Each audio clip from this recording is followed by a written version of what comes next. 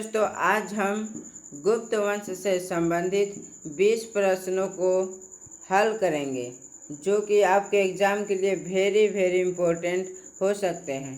चलिए हम पहले प्रश्न से शुरुआत करते हैं। तो आपका पहला प्रश्न है, महरौली में जंग रहित लौह स्तंभ किसने स्थापित किया? अर्थात जो महरौली में जंग रहित लौह स्तंभ है वह किस काल के द्वारा बनवाया गया था? तो आपका सही उत्तर हो जाएगा ए, गुप्त वंश के द्वारा। 2 नंबर प्रश्न है, गुप्त राजा जिसने विक्रमादित्य की पदवी ग्रहण की थी वह था? किस राजा को विक्रमादित्य के नाम से भी जाना जाता है? तो आपका सही उत्तर हो जाएगा चंद्रगुप्त द्वितीय को विक्रमादित्य के नाम से भी जाना जाता है।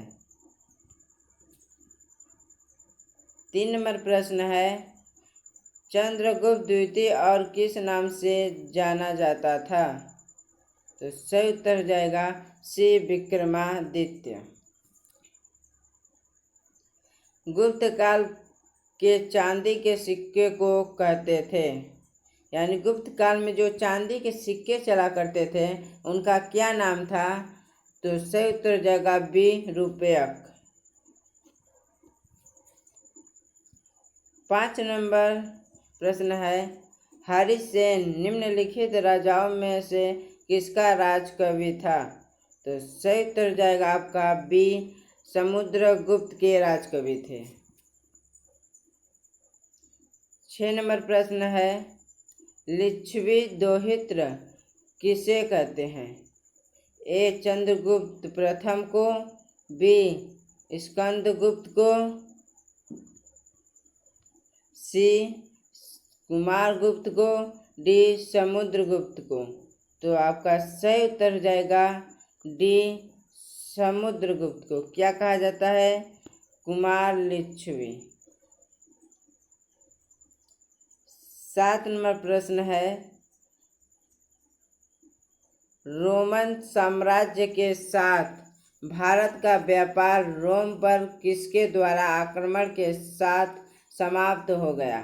ए, अरबों द्वारा, बी, हंगेरियाइयों द्वारा, सी, हुंडों द्वारा, डी, तुर्कों द्वारा। तो आपका सही उत्तर हो जाएगा सी, हुंडों द्वारा। 8 नंबर प्रश्न है, निम्न में किनके सिक्के संगीत के प्रति उनका प्रेम दर्शाते हैं? ए, मौर्यों के, बी, नंदों के, सी, गुप्तों के, डी, चोलों के।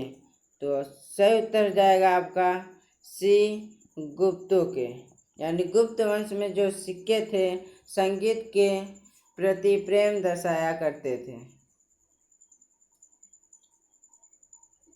9 नंबर प्रश्न है, निम्नलिखित में से किसको अपनी विजयों के कारण भारत का नेपोलियन कहा जाता है?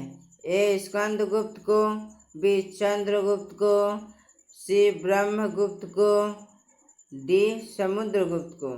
सही उत्तर हो जाएगा डी, समुद्रगुप्त को भारत का नेपोलियन कहा जाता है। 10 नंबर प्रश्न है, भारतीय नेपोलियन के नाम से आमतौर पर कौन हिंदू राजा विख्यात है? तो सही उत्तर हो जाएगा आपका समुद्रगुप्त। 11 नंबर प्रश्न है, गुप्त काल में किस धातु के सर्वाधिक सिक्के जारी किए गए? ए, सोना, बी, चांदी, सी, तांबा, डी, लोहा। तो सही उत्तर हो जाएगा ए, सोना के सिक्के बनाए गए थे जो कि सर्वाधिक चलाए गए थे। 12 नंबर प्रश्न है, प्रसिद्ध गुप्त संवत निम्नलिखित में से किस वर्ष से शुरू किया गया था? तो गुप्त संवत कब शुरू हुआ था? 313 ईस्वी से, 319 ईस्वी से। 13 नंबर प्रश्न है, इलाहाबाद स्तंभ के शिलालेख में किसकी उपलब्धियां वर्णित है? ए हर्ष, बी अशोक, सी समुद्रगुप्त, डी चंद्रगुप्त विक्रमादित्य। सही उत्तर हो जाएगा ए समुद्रगुप्त।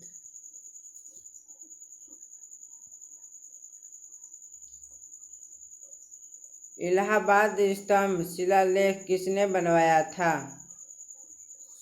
सही उत्तर जाएगा आपका डी हरिसेन ने बनवाया था।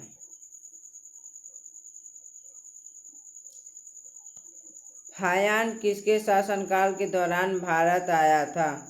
तो आपका सही उत्तर हो जाएगा ए चंद्रगुप्त द्वितीय के समय आया था।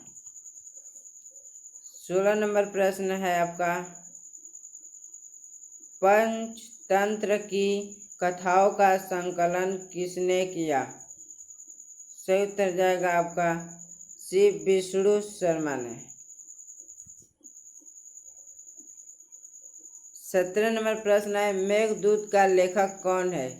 ए हुमायूं कबीर, बी खुशवंत सिंह, सी बाणभट्ट, डी कालिदास।